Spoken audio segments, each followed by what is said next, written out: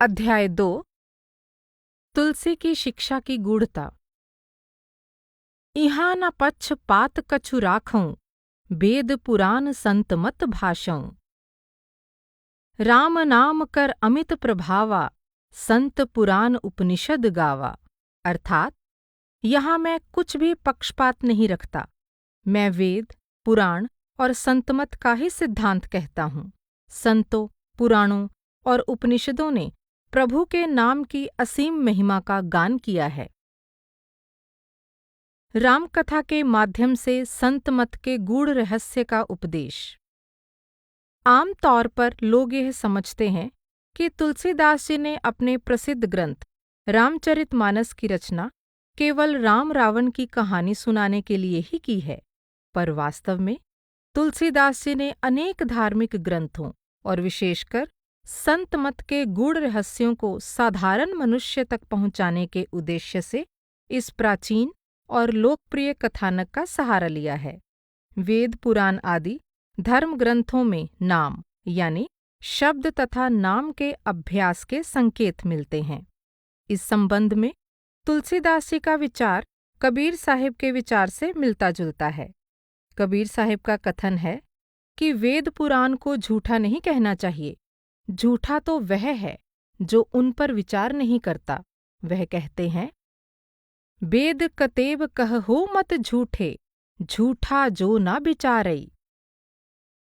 इसमें संदेह नहीं कि वेदों और शास्त्रों में बाहरमुखी कर्मकांड की भी चर्चा आई है, जिनमें लगकर जीव और भी अधिक बंधन में उलझ जाते हैं, जैसा कि तुलसीदास जी स्पष्ट रूप से कहते हैं, श्रुति पुराण बहु कहेहु उपाई, छूटना अधिक अधिक अरुझाई।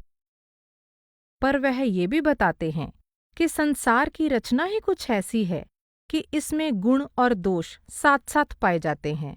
यह संतों का काम है कि वे हंस के समान दोष रूपी पानी को छोड़कर असली गुण या सार तत्व रूपी दूध को निकाल लें। जड़ चेतन गुण दोषमय, विश्व कीन्ह करतार, संत हंस गुण गहहि पए, परिहरि बारी बिकार। इस तरह तुलसीदास जी वेद पुराण के सारतत्व राम नाम की शिक्षा को निकालकर एक सर्वसम्मत उपदेश हमारे सामने प्रस्तुत करते हैं, जो संत मत का भी मूल सिद्धांत है।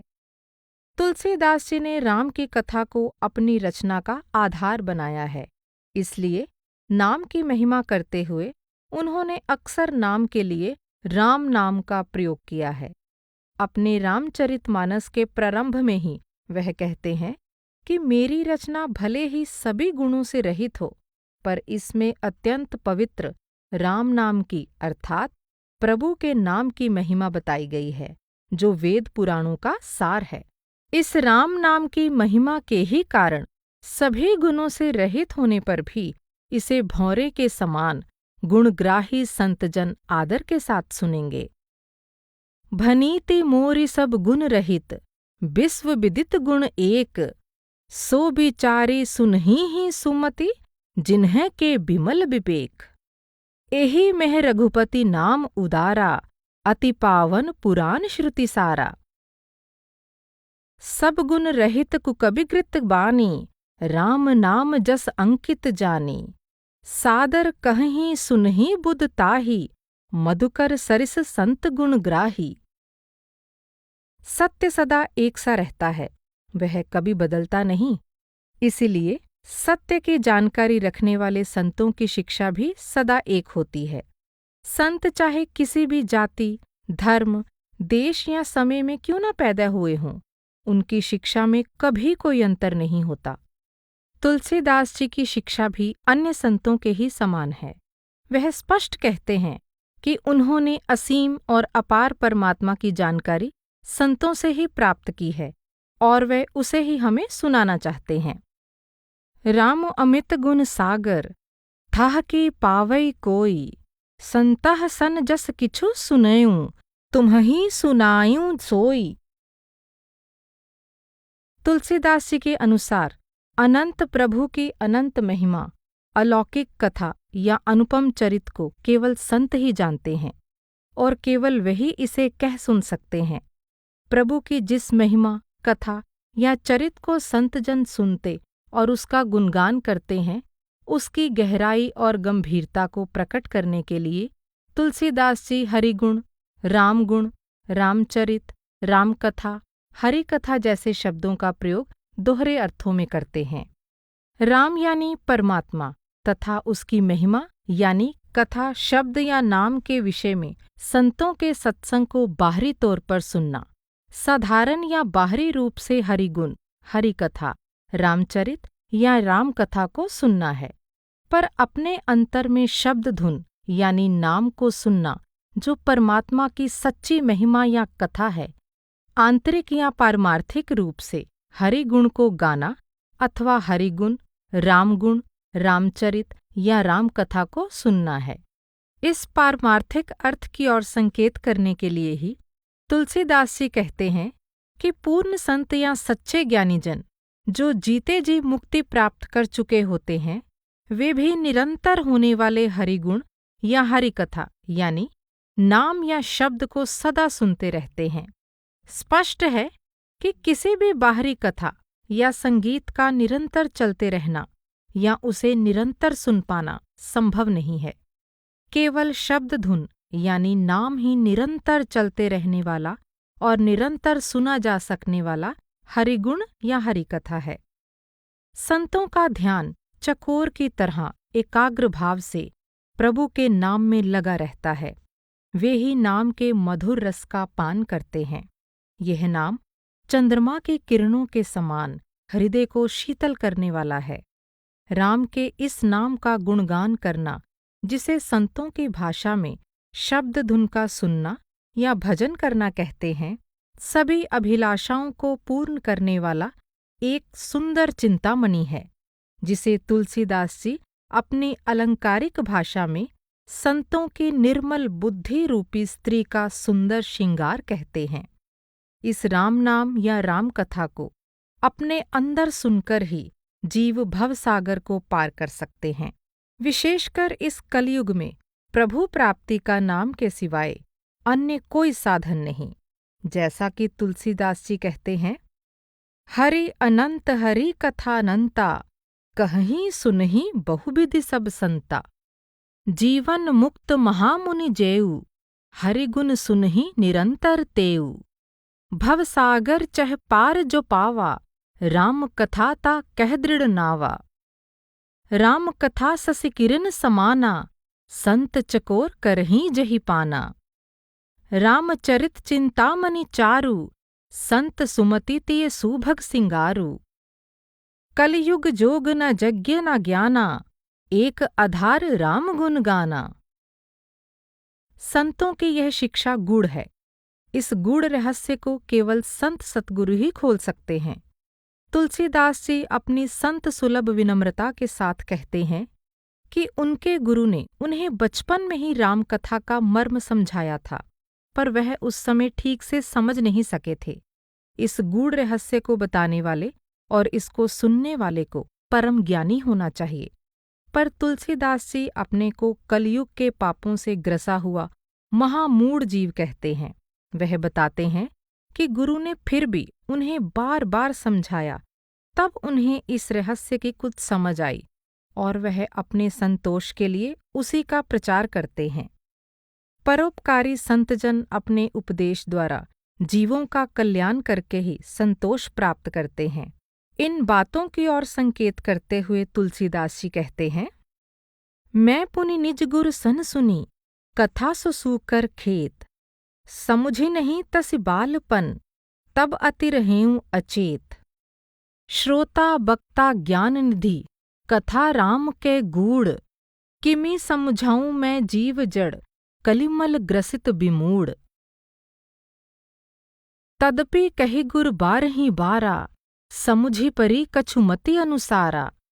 भाषा बद्ध कर भी मैं सोई, मोरे मन प्रबोध जहि होई। तुलसीदास जी बड़ी स्पष्टता के साथ कहते हैं कि इस शिक्षा के गूढ़ रहस्य को सच्ची श्रद्धा, संतों के सत्संग और परमात्मा के प्रति प्रेम के बिना समझ पाना अत्यंत कठिन है। इस रहस्य को केवल वे ही समझ सकते हैं जिन्हें संतों की संगति प्रिय लगती है। दूसरे शब्दों में, संतों द्वारा चिताए हुए जीव ही राम कथा के मर्म को समझने के अधिकारी हैं। जे श्रद्धा संबल रहित नहीं संतह कर साथ, तिन्ह कहूँ मानस अगम अति जिन्हहि न प्रिय रघुनाथ। राम कथा के तई अधिकारी जिनके संत संगति अति प्यारी। राम कथा मानो एक गुप्त आंतरिक सरोवर है।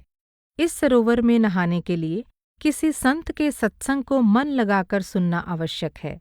संत की सभा ही इस सरोवर के चारों ओर लगी आम की बगीचियां हैं, जो श्रद्धा रूपी बसंत ऋतु को पाकर ही फूलती फलती हैं। रामचरित सर गुप्त सुहावा, जो नहाई चह एहिसर भाई, सो सतसंग करु मन लाई।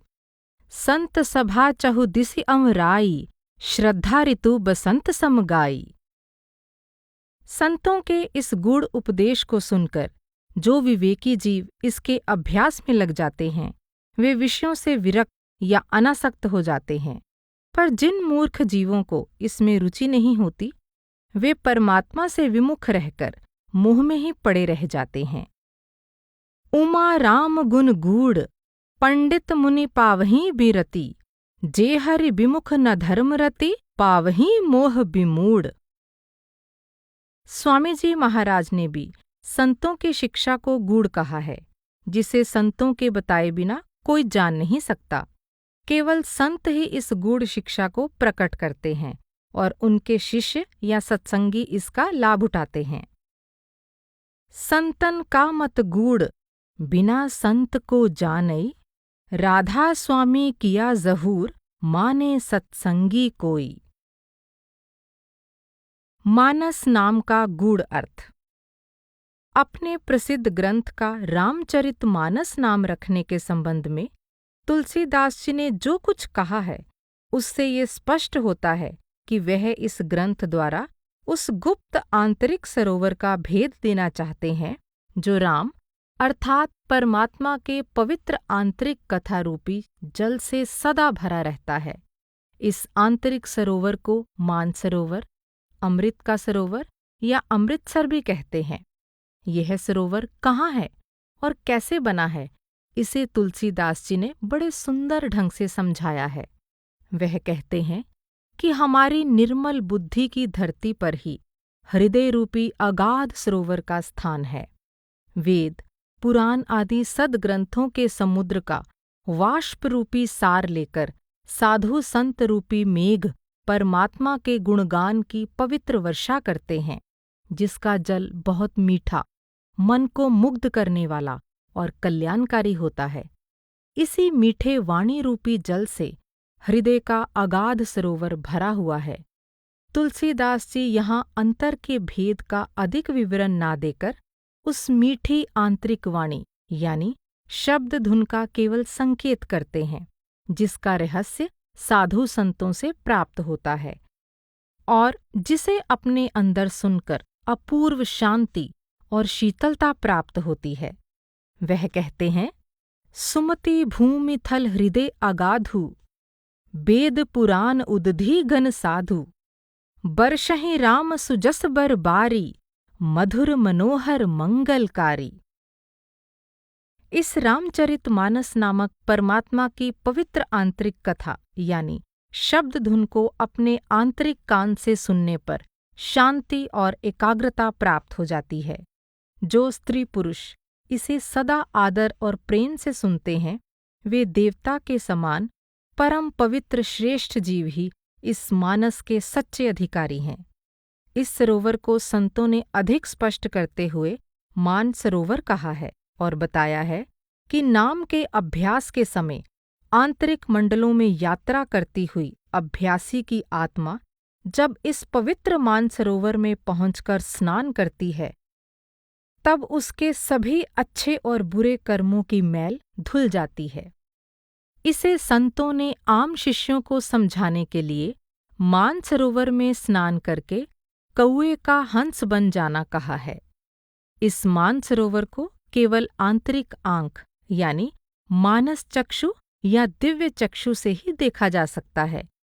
इसमें स्नान करने या गोता लगाने पर बुद्धि निर्मल हो जाती है, हृदय आनंद और प्रेम से भर जाता है और जीव उस आनंद और प्रेम की धारा में मग्न हो जाता है। तुलसीदास जी कहते हैं, रामचरित मानस एहि नामा, सुनत श्रवण पाए विश्रामा।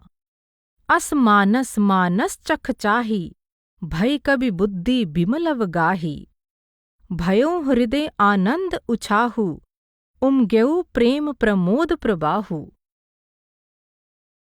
विषयों की आग में सदा जलते रहने वाला मन रूपी हाथी इस मानसरोवर में स्नान करके सदा के लिए निर्मल और सुखी बन जाता है। इसके सभी पाप धुल जाते हैं और इसके जन्म मरण के दुखों का नाश हो जाता है। काम, क्रोध, लोभ, मोह और अहंकार दूर हो जाते हैं, विवेक और वैराग्य बढ़ जाते हैं तथा हृदय के पाप और ताप नष्ट हो जाते हैं। मन करि विषय अनल बन जरई, होई सुखी जों एही सर परई।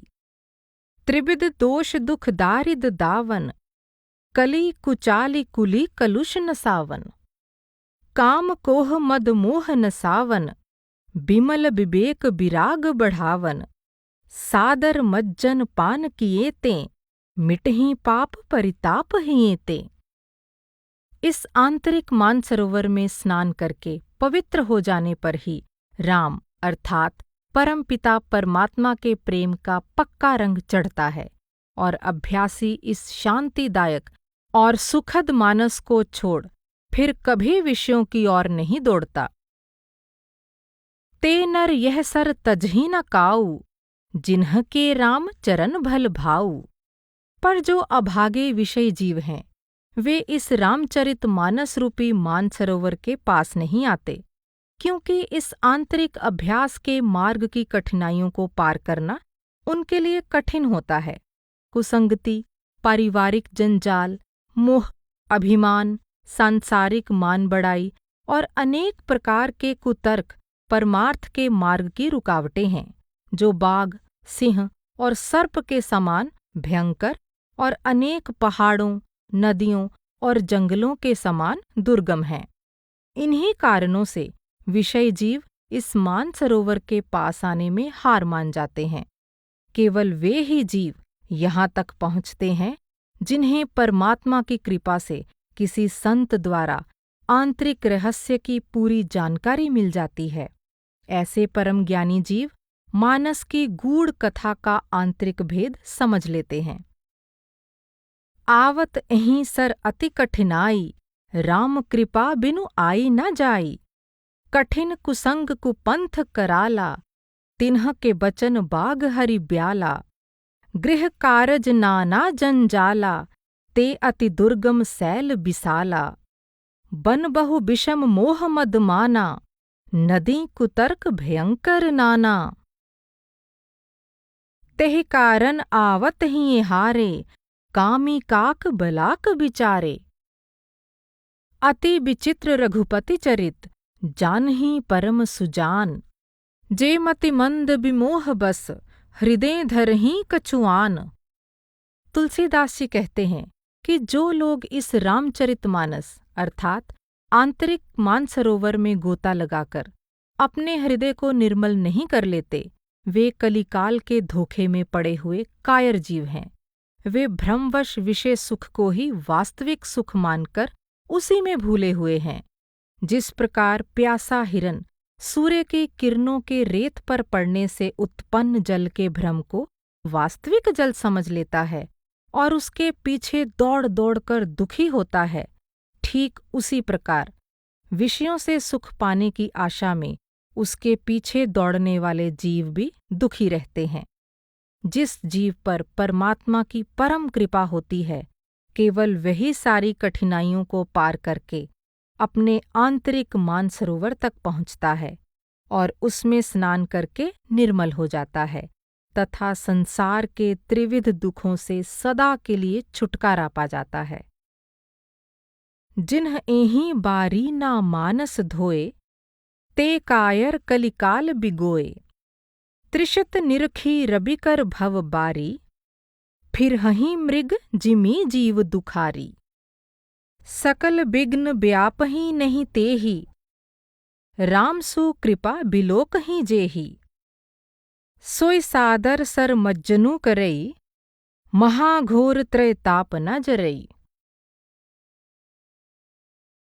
कबीर साहब भी इस आंतरिक मानसरोवर में स्नान करने का उपदेश देते हैं। त्रिकुटी नामक दूसरे आध्यात्मिक मंडल को पार करने पर दसम द्वार के शुद्ध चेतन खंड में, जिसे श्वेत सुन्न कहते हैं, यह मानसरोवर मिलता है, जिसमें स्नान करने पर यह आत्मा निर्मल होकर हंस रूप हो जाती है और वहाँ उसे अमृत का आहार प्राप्त होता है। जैसा कि कबीर साहिब कहते हैं, सो ब्रह्मंड पिंड सो जान, मानसरोवर कर स्नान। वह फिर कहते हैं, आगे सेत सुन्न है भाई, मानसरोवर पैठ अनहाई। हंसन मिली हंसा होई जाई, मिले जो अमी आहारा है। इसी आंतरिक मानसरोवर को गुरु अमरदास जी ने सच्चा अमृतसर कहा है, क्योंकि यहाँ पहुंचकर जब साधक इस आंतरिक सरोवर में स्नान करता है तो उसकी सारी आंतरिक मैल दूर हो जाती है और वह प्रेम भाव में मग्न होकर अमृत का पान करता है। जैसा कि वह कहते हैं, काया अंदर अमृतसर साचा, मन पीवै भाए सुभाई है। अंतर तीर्थ ज्ञान है, सतगुरु दिया बुझाए। मैल गई मन निर्मल होवा, अमृतसर तीर्थ नाए। मानस की प्रचलित व्याख्या। मानस के गूढ़ार्थ को ना समझने के कारण लोगों ने कई जगह इसके कथनों की व्याख्या करने में भूल की है। 2-3 उदाहरणों द्वारा इसे स्पष्ट किया जा सकता है। आवागमन के चक्कर की बात कहते हुए तुलसीदास जी यह बताते हैं कि जीव इस संसार में 4 प्रकार की खानियों में जन्म लेकर सदा जन्म मरण के चक्कर में पड़ा रहता है। जब किसी संत की शरण में आकर वह आंतरिक अभ्यास करता है, तभी आवागमन के चक्कर से उसकी मुक्ति होती है। पर इस बात को तुलसीदास जी ने अपने कथानक के माध्यम से इस प्रकार कहा है, चारी खानी जग जीव अपारा, अवध तजें तनु नहीं संसारा। यहाँ अवध में तन के तजने का अभिप्राय ना समझने के कारण लोग ये मान बैठते हैं कि तुलसीदास जी के अनुसार अवध यानी अयोध्या नामक नगरी में शरीर त्याग करने से ही आवागमन के चक्कर से छुटकारा हो जाता है। परंतु इसी प्रकरण में आगे कही हुई तुलसीदास जी की पंक्तियों पर ध्यान देने से उनका वास्तविक मंतव्य स्पष्ट हो जाता है। संत सभा अनुपम अवध, सकल सुमंगल मूल। इस कथन से यह साफ पता चलता है कि तुलसीदास जी के अनुसार संतों की सभा में जाना या संतों का समागम प्राप्त करना ही अनुपम अवध में पहुंचना है और संतों की बताई युक्ति से शरीर के 9 दरवाजों से ध्यान को समेटकर शरीर को खाली करना ही तन को त्यागना है, जिसे संतों की भाषा में जीते जी मरना कहा गया है। तुलसीदास जी ने संतों की सभा यानी सत्संग में जाने को ही कल्याण का मूल कहा है, क्योंकि संतों की बताई साधना में लगा हुआ जीव परमात्मा को अत्यंत प्यारा हो जाता है और वह सांसारिक आवागमन से छुटकारा पाकर परमात्मा के परम धाम का निवासी बन जाता है। यद्यपि लोग वैकुंठ नामक स्वर्ग लोक के सुख का बखान करते हैं, फिर भी इस स्वर्ग का सुख कुछ समय तक भोगने के बाद जीव को फिर आवागमन के चक्कर में आना ही पड़ता है। पर संतों का समागम प्राप्त होने पर जीव सदा के लिए आवागमन के चक्कर से छुटकारा पा जाता है। इसलिए तुलसीदास जी संत समागम रूपी अवध का महत्व वैकुंठ से भी बढ़कर बताते हैं और इसे अनुपम अवध कहते हैं, क्योंकि इसके समान और कोई चीज है ही नहीं। अपने इस कथन की गूढ़ता की ओर संकेत करते हुए वह ये भी बता देते हैं कि यह भेद भरी बात कोई कोई ही समझ पाता है। इस अनुपम अवधपुरी के बारे में कही गई तुलसीदास जी की आगे की पंक्तियों से उनका यह मंतव्य स्पष्ट हो जाता है। वह कहते हैं, यद्यपि सब बैकुंठ बखाना, वेद पुराण विदित जगु जाना, अवधपुरी सम प्रिय नहीं सोऊ, यह प्रसंग जानी कोऊ कोऊ। अति प्रिय मोहि इहाँ के बासी, मम धामदा पुरी सुख रासी। आवागमन के चक्कर से छुटकारा पाने के लिए उचित रीति से तन को तजना अर्थात अपने ध्यान को शरीर के 9 दरवाजों से समेटकर शरीर को खाली करना आवश्यक है। इसी बात की ओर संकेत करते हुए तुलसीदास जी फिर कहते हैं, नवमी नव द्वारपुर बस जेहि, ना आपु भल कीन्हा, ते नर जोनि अनेक भ्रमत, दारुण दुख लीना। इस पद में नवद्वारपुर में बसे रहने का अर्थ है अपने ध्यान को शरीर के 9 द्वारों में ही लगाए रहना। 2 आँख के, 2 नाक के, 2 कान के, 1 मुंह का और 2 नीचे के इंद्रियों के सुराखों को ही 9 द्वार कहते हैं और यह मनुष्य शरीर ही 9 द्वारों वाला घर या नगर है। जो मनुष्य 9 द्वारों के घर या नगर में बसे रह गए अर्थात इसे खाली करके अपने ध्यान को ऊपर नहीं ले गए और इस प्रकार उन्होंने अपना कल्याण नहीं किया, उन मनुष्यों ने अनेक योनियों में भटकते रहने का कठिन दुख अपने ऊपर ले लिया। ऐसे मनुष्य अपने तन को त्यागने के बाद आवागमन से छुटकारा नहीं पाते। केवल संत सभा रूपी अवध में पहुंचकर जो जीव तन त्यागने की युक्ति जान लेते हैं, उन्हीं का आवागमन के चक्कर से छुटकारा होता है। 9 द्वारों को खाली करके 10वें द्वार में प्रवेश करने का उल्लेख अन्य संतों ने भी किया है। उदाहरण के लिए गुरु अमरदास जी ने कहा है, 9 दर ठाके तावत रहाए, 10वें निज कर वासा पाए, औथै अनहद शब्द वजे दिन राती, गुरमत्ती शब्द सुनावणिया। कबीर साहब भी कहते हैं, 9 घर देख जो कामन भूली, बसत अनूप न पाई, कहत कबीर 9वें घर मुँह से, 10वें तत्त समाई। स्वामी जी महाराज का भी यही उपदेश है। 9 द्वारन में बंद रही, अब चैन नहीं एक श्वास, 10वीं खिड़की खोल री, कर परम बिलास। इसी प्रकार कुछ लोग यह समझते हैं कि अनेक तीर्थ स्थानों में भ्रमण करना और नदियों या सरोवरों में स्नान करना ही तुलसीदास जी के अनुसार मुक्ति का साधन है। पर तुलसीदास जी ने रामचरितमानस में इसके संबंध में जो कुछ कहा है, उससे यह स्पष्ट होता है कि उनका विचार बिल्कुल भिन्न है। उनके अनुसार संतों का समाज ही चलता फिरता तीर्थराज अर्थात तीर्थ ही नहीं बल्कि तीर्थों का राजा है, जिसमें नाम भक्ति रूपी गंगा की निर्मल धारा बहती है।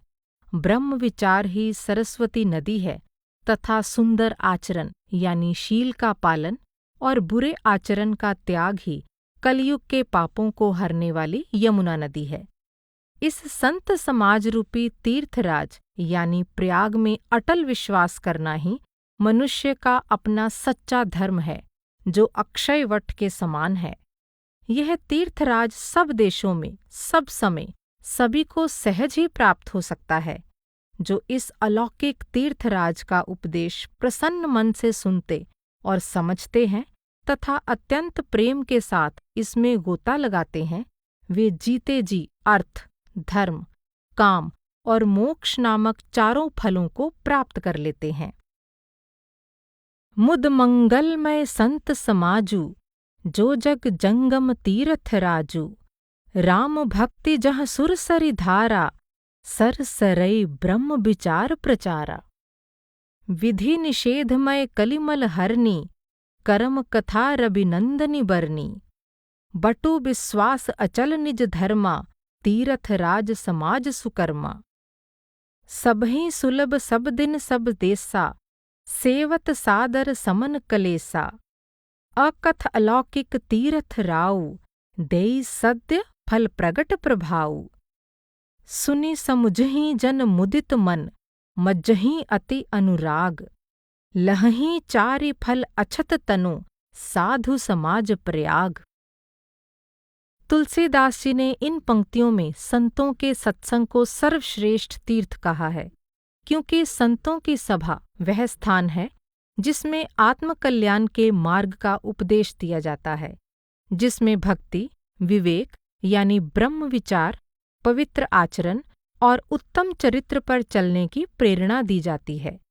तुलसीदास जी कहते हैं कि यह सर्वश्रेष्ठ तीर्थ सब देशों और हर समय में आसानी से प्राप्त होता है, अर्थात संत किसी भी देश और किसी भी समय में प्रकट होकर प्रभु के खोजी जिज्ञासुओं का मार्गदर्शन करते हैं।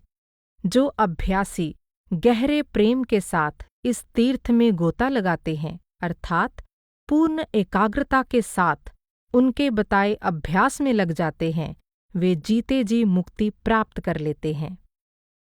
गंगा, यमुना और सरस्वती आंतरिक धाराएं हैं जिनको आत्मा अपनी आंतरिक यात्रा में पार करती है। संतों ने बाहर की नदियों का उदाहरण देकर इस भाव को समझाने की कोशिश की है। तुलसीदास जी की पहले बताई गई पंक्तियां इसी सत्य की ओर संकेत करती हैं। इसी भाव को अन्य संतों ने भी व्यक्त किया है। साध संग तीरथ बड़ो, तामे नीर विचार। सहजो नहाए पाइये, मुक्ति पदारथ चार। श्री आदि ग्रंथ में गुरु रामदास जी फरमाते हैं, वड्डे भाग सतसंगत पाई, हर हर नाम रहया परपूर। 68 तीरथ मजन किया, सतसंगत पग नाए तूर। स्वामी जी महाराज ने भी कहा है, साध चरण 68 से उत्तम, भूमि पवित्र जहाँ पग धरते। मानस की आगे कही गई चौपाई के संबंध में भी इसी प्रकार का भ्रम फैला हुआ है। तुलसीदास जी राम नाम की महिमा बताते हुए कहते हैं, उल्टा नाम जपत जग जाना, वाल्मीकि भय ब्रह्म समाना। इस चौपाई का साधारणतया ये अर्थ समझा जाता है कि वाल्मीकि ने राम शब्द के बदले इसका उल्टा मरा शब्द का जाप कर ब्रह्म पद प्राप्त कर लिया। परंतु तुलसीदास जी का वास्तविक अभिप्राय यह है कि अपने बाहरमुखी ध्यान को उलटकर अंदर लाने तथा अपने अंदर नाम का अंतर्मुखी जाप करने से वाल्मीकि ब्रह्म पद तक पहुँचे। कहने की आवश्यकता नहीं कि जो व्यक्ति मरा का उच्चारण कर सकता है, उसके लिए राम का उच्चारण ना कर पाना एक अत्यंत ही अविश्वसनीय बात है। संतों के अनुसार जब हम अपनी चेतन धारा को, यानी जो इंद्रियों के बाहरमुखी होने के कारण अभी नीचे की ओर है, अंतर्मुखी बनाकर ऊपर की ओर समेटते हैं और अंतर में नाम का सुमिरन करते हैं, तो उसे ही नाम का उल्टा जाप कहा जाता है। अन्य संतों ने भी इस उल्टी गति या उल्टे जाप या सुमिरन का उल्लेख किया है। उदाहरण के लिए, जिस तरह तुलसीदास जी ने उल्टे जाप द्वारा वाल्मीकि के ब्रह्म पद तक पहुँचने का उल्लेख किया है, ठीक उसी तरह हाथरस के प्रसिद्ध संत तुलसी साहिब ने भी इस उल्टी गति द्वारा ब्रह्म पद को प्राप्त करने की बात बताई है। वह कहते हैं, उलट चढ़े सोई ब्रह्म कहाई, बिन उल्टे यह मान बढ़ाई। इस उल्टी गति का उन्होंने बार बार उल्लेख किया है।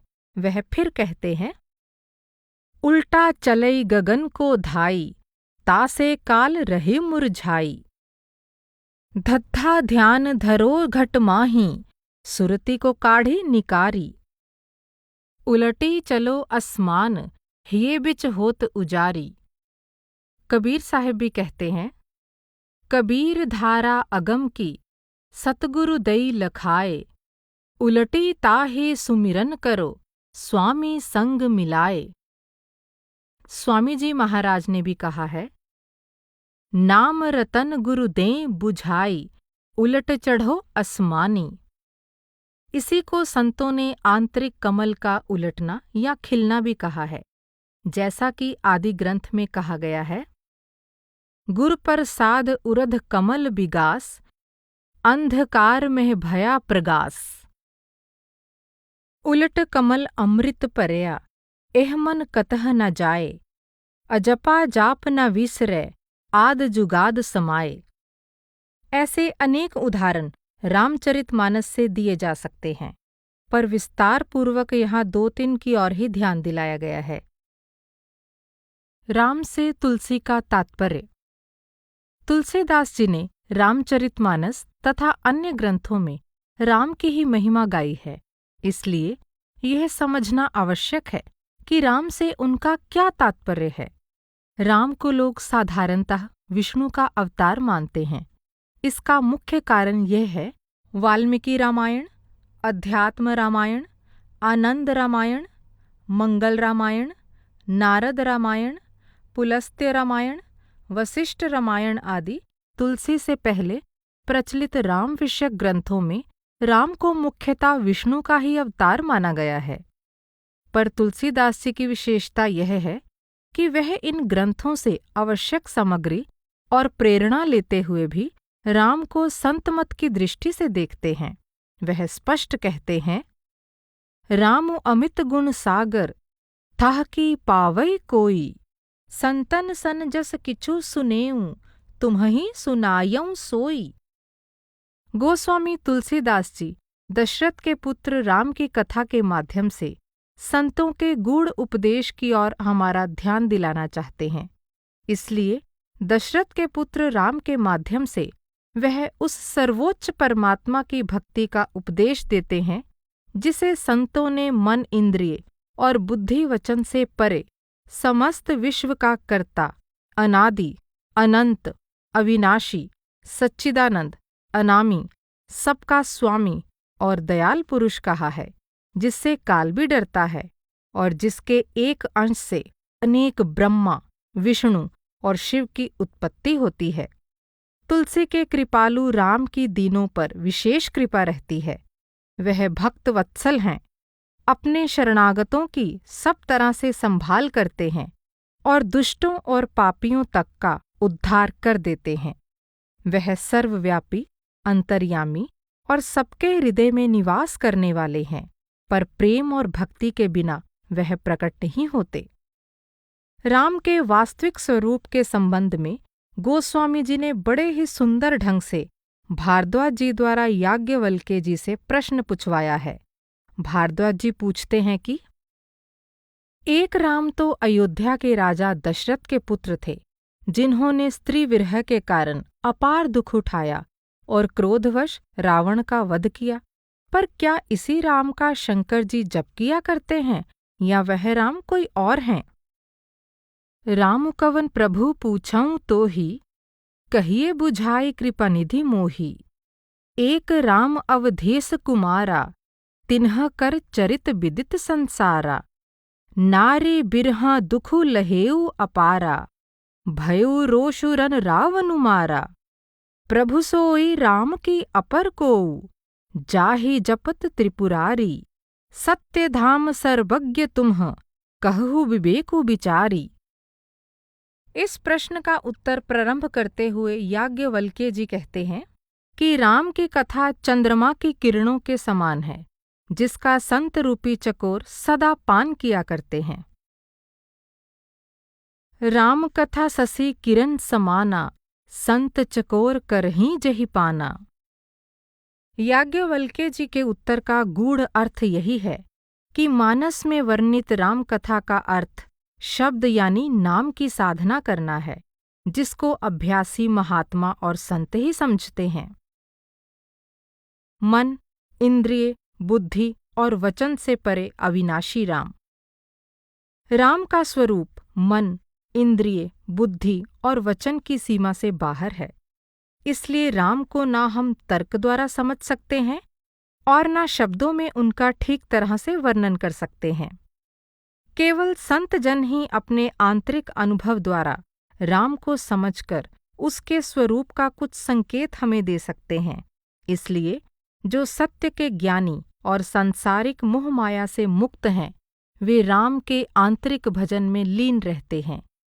जैसा कि शिव पार्वती संवाद द्वारा तुलसीदास जी हमें समझाते हैं। राम अतर्क्य बुद्धि मन बानी, मत हमार अस सुनहि सयानी। तदपि संत मुनि वेद पुराना, जस कछु कहहिं स्वमति अनुमाना। तस्मै सुमुखी सुनावऊँ तोहि, चरित राम के सगुन भवानी। तर्कि न जाहि बुद्धि बल बानी, अस बिचारी जे तज्ञ बिरागी। राम ही भजहि तर्क सब त्यागी। लोमश मुनि द्वारा भी तुलसी ने राम को मन और इंद्रियों से परे, निर्मल, अविनाशी, निर्विकार, नियसीम और सुख का भंडार कहलाया है। मन गोतीत अमल अविनाशी, निर्विकार निर्वधि सुख राशि। तत्वज्ञानी जनक जी के माध्यम से भी तुलसीदास ने राम को मन और वचन की पहुंच से बाहर बताते हुए उसे तीनों काल यानी भूत, वर्तमान और भविष्य में एक समान रहने वाला कहा है, जिसकी महिमा का पार ना पाकर वेद नेति नेति यानी इसका अंत नहीं कहकर चुप हो जाते हैं। मन समेत जहि जान न बानी, तर्कि न सकहि सकल अनुमानी।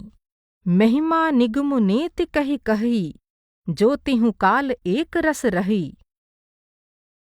इसी प्रकार लक्ष्मण के माध्यम से भी तुलसीदास जी ने राम को परमार्थ रूप कहा है, अर्थात राम स्वयं ही परमार्थ का स्वरूप है, जिसे जाना नहीं जा सकता और जो अलख, अनादि और अनुपम है।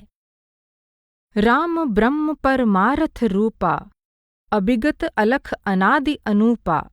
सकल विकार रहित गत भेदा, कही नित नेति निरूप ही बेदा। इस बात का समर्थन तुलसीदास जी ने वाल्मीकि मुनि के मुख से भी कराया है।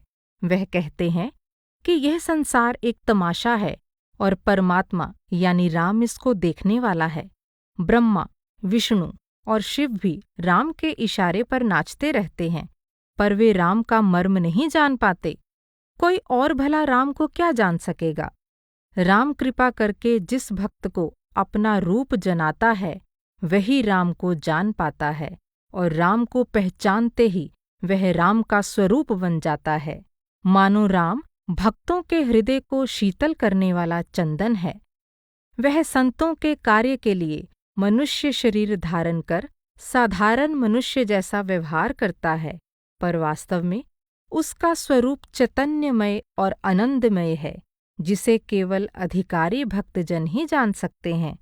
इसे समझाते हुए मानस में वाल्मीकि राम से कहते हैं, राम स्वरूप तुम्हार बचन अगोचर बुद्धि पर, अबिगत अकथ अपार, नेति नेति नित निगम कह।